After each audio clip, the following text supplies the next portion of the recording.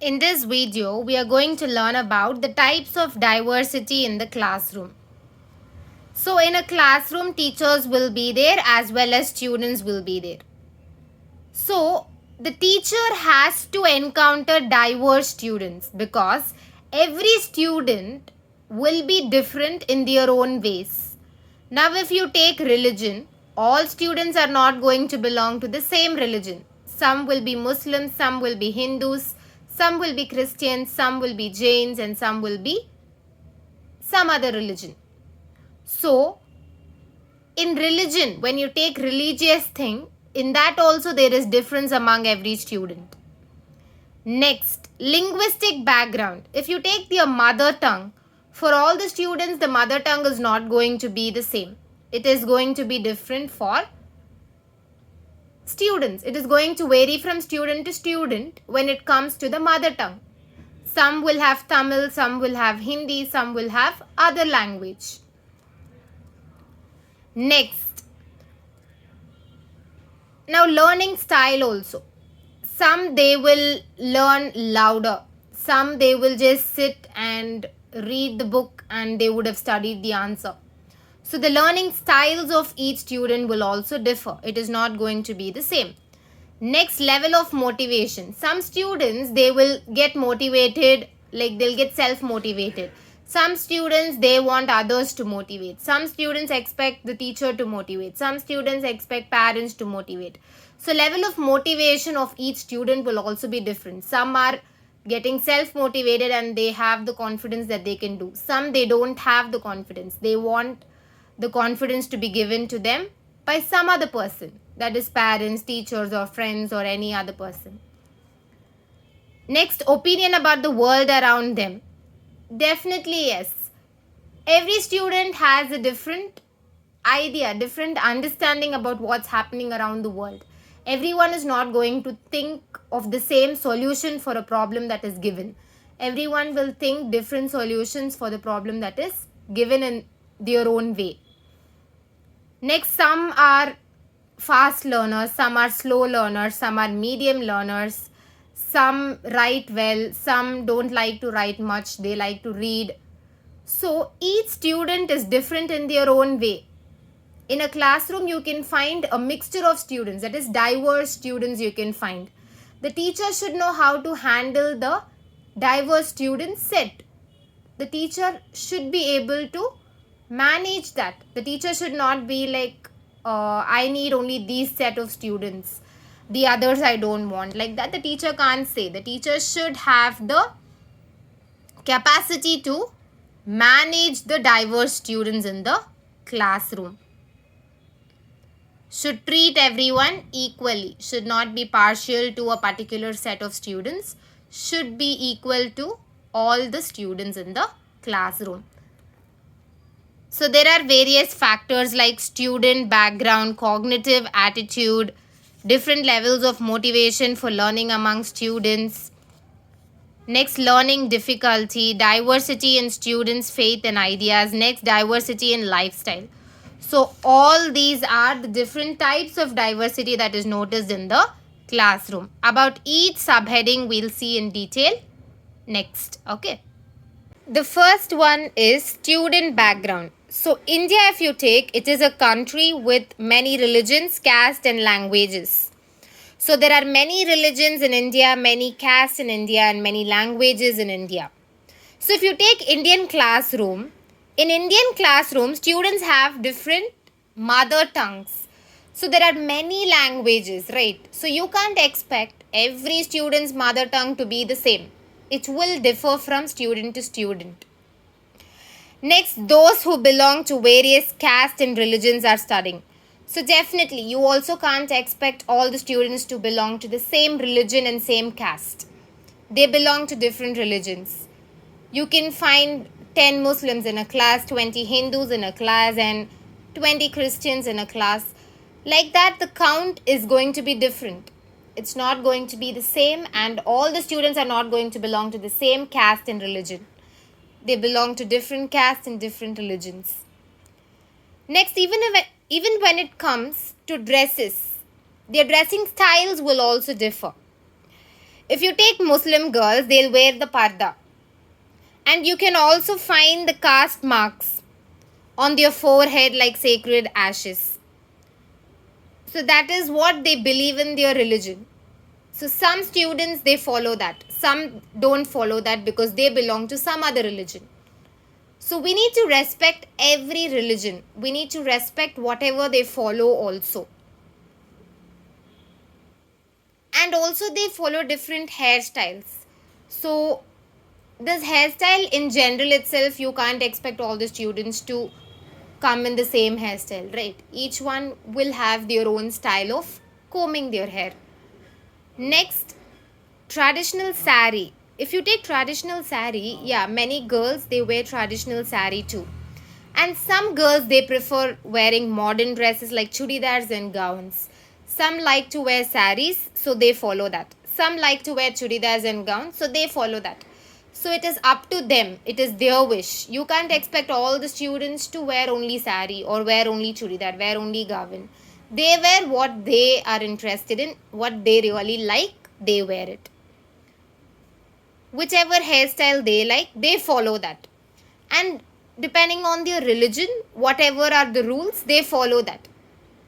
We have no rights to say that you're not supposed to follow that. We follow what we believe in and they follow what they believe in. So every student is going to be unique for sure. So this is about the student background in India. Next, we'll see about cognitive attitude. Now, in cognitive attitude, if you take the students, some students, they have high cognitive ability. Some students, they have lesser cognitive abilities. So it differs from student to student. So what is this cognitive ability? The problem solving skills, the reasoning skills, having these skills, mental abilities, having good thinking, a very fast thinking. So all this will differ from student to student. Some students, they'll study an answer in 15 minutes. Some will study in half an hour. Some will study in 45 minutes. So each student takes different times to study the same answer. Next, cognitive ability is nothing but the reasoning, as I told. And then the decision making, problem solving. If a problem is given, some students, they think of a solution immediately. Some students, they take little time to understand the problem and then they think of a solution. So the students who are having high cognitive abilities, they'll be able to think of an answer very soon. And that too, they'll be able to think of an answer which is very great, which is really very much apt for the problem. In order to solve the problem, that solution will be the apt one. So that is high cognitive ability. If you're able to find a solution, if you're able to find an answer which is somewhat okay, not really a great one, but okay, it is somewhat fine, a good solution only. That means a little medium cognitive ability is there by the student. So now teaching students in this way, it is very challenging for the teachers because the teacher has to concentrate on all the students who are having high cognitive ability, medium and low. So needs to concentrate on every kind of students. Now, if a student is having very high cognitive ability and another student is not having that high cognitive ability, this teacher should not be partial to the person who's having higher cognitive ability. The teacher should treat every single student equally only and should give importance to every single student in the same way. Should teach all the concepts with equal importance to every student. Because a student who's not studying that great today can be the topper after a month. So nothing is in our hands. We cannot say that this student has only this much of capacity. We cannot say that because a student with lesser capacity can also come up someday. So the teacher should teach every student equally, and even while teaching some concept, the teacher has to make sure that every student, every set of students having higher, medium and lower, all set of students understand what has been taught by the teacher. So this is very important for the cognitive attitude. Next is different levels of motivation for learning among students. So the motivation level among the students will also differ. How it will differ? It is because of the family environment. So if you take a family, like we can't say that every family, every home is a happy home. We cannot say like that, because in some family they always keep fighting. In some family they'll always be enjoying. In some family they'll have both, like it will be in a very balanced way, so that the student is not much stressed. But in some home, the parents will always keep fighting. So the student gets affected a lot. When the student comes to school also, the student is not able to concentrate and study properly, because the student is completely thinking about what happened in their home last night. Like they had a fight. So will they be good today? Like will they be happy today or not? That fear will be there in the student throughout the day. The student will not be able to concentrate on what has been taught in the class, will not be able to focus on the studies, will be completely worried about the problem that is happening at home entirely. So the mind is being affected. That is the reason why the student will not get that much motivated. And the second point is the students having lower cognitive ability, they don't like to go to school, and they also don't like to do the homeworks given to them, the home assignments that is given to them. They always waste their time.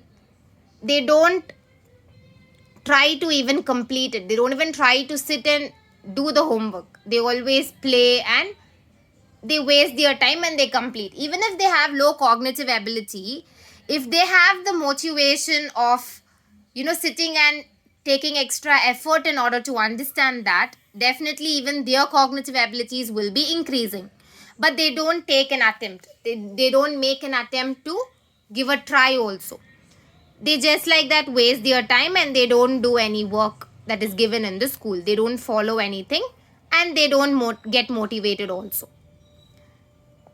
So all these things should not be there. When all of these is there, the students are not able to learn properly. And students, they should not have a feeling like they are not being treated properly. If they feel like they are not being treated properly in some place, their concentration moves only on that. They forget about the studies. They only think about the feelings that they are having. They are not being treated properly. What I have to do, why my life is like this. So they keep thinking only about that and they forget about the studies part. So they are not able to concentrate well on their subjects. They are always thinking about the feelings that is happening around them. So this is about the different levels of motivation for learning among the students. Next is learning difficulties. So learning difficulties, there are many learning difficulties, right? There are many disorders. Phonological disorder means speech deficiencies. They'll not be able to speak well. Dyslexia, having difficulty in reading. Dysgraphia, having difficulty in writing. Dyscalculia, having difficulty in computations, that is in performing calculations. So all these are the learning difficulties which some students they are having. So their learning interest will be reduced. Why learning interest is being decreased? Because they are not able to do all this properly, right? Like students having dyslexia, they are not able to read well. So they don't have an interest. Like their learning interest is being decreased. Their learning interest is being decreased because they are having difficulty in reading. Some having difficulty in writing. Some having difficulty in performing calculations. Some having difficulty in speaking. So when some difficulties are there, automatically the students, they lose interest in learning. They find difficulty in learning. So we need to give special care for these students so that they don't find it that hard in order to study. So that the teacher has to do. The teacher and the management, everyone has to take an initiative and help those students too. So this is about the learning difficulties. Next is diversity in students' faith and ideas. So when you take students, they will be having different religious beliefs and different political thoughts, because in each religion they believe something. Like in every religion there are some rules to be followed and they believe that it is true, and every person should respect others feelings and what they believe. You need to respect whether you're following or not. You need to respect what others are following. You're not supposed to be like this and all is not correct, all that. We are not the judge to say which is right and which is wrong. We need to respect every religion in the way it is, whether we are following it or not.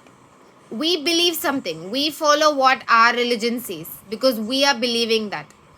So we expect others to have respect towards our thoughts, towards our beliefs. In the same way, even others will feel that they should be respected, their thoughts should be respected. So that we need to do. And also the political thoughts will be different. Now when teacher is saying some idea, some students they'll blindly believe and they will follow because the teacher is elder and they feel yeah the teacher will say right things only. Some students they will have a different thought and they'll be like what teacher is saying right or what we have already learned is right. They will have a confusion and it will affect their personality development, because they will have a confusion in every matter they have learned, because they would have learned something and the teacher would have told some other concept and the student gets confused which is true, and the student will have a mindset which is like going to affect the personality development for sure, because the student is always in the confused state and not having clarity about things happening around. So faith and ideas of every student is going to be different. The teacher as well as the student should have a mutual understanding, mutual respect should be there. What they are telling, we need to respect, and what we are saying also they need to respect. It is not like you have to follow what I'm saying, but you have to respect what I'm saying, because this is what we follow in our religion. So you need to at least respect that. In the same way, what you are following, I will respect. It's not that I have to follow yours, you have to follow mine, you have to say mine is the best. It's not like that. It is only mutual respect and a good understanding. So this is about the diversity in students' faith and ideas. So there won't be any problem when you are mutually respecting every religion. The last one is diversity in lifestyle. So students, like there are many students. So some students they come from rural area and some students they come from urban areas. So definitely the students who lived in rural and the students who lived in urban areas, their habits will be different, their language style will be different, everything will be different. Maybe one or two things only will match, but most of the things will be different. So when they are put in the same classroom, they won't mingle with each other. They will remain separated only. They won't mix with each other. They won't speak with each other much because their taste will not be matching. So there will be a problem. The people from village and the people from city, the students from village and city, their habits which they follow, their dressing style, the way they speak, everything is different. But here, when they don't mingle, the students' learning achievement will be affected. Because what talent the people from village is having, the people from city may not have. The same way, the people from city, they will have some talent that the villagers may not have. So only when both mingle, they can share their knowledge and learn more. If they know 50% of the world, they can get to know more percentage when they mingle and get to know about the village side. And when village side speak with the city people, they get to know more about the city side. So their knowledge is getting expanded. So in this way, the students can achieve learning in a much better way. So this is about the diversity in lifestyle. So these are the different types of diversity that you can see in the classroom. If you like this video, please like, subscribe and share it with your friends. Thank you so much.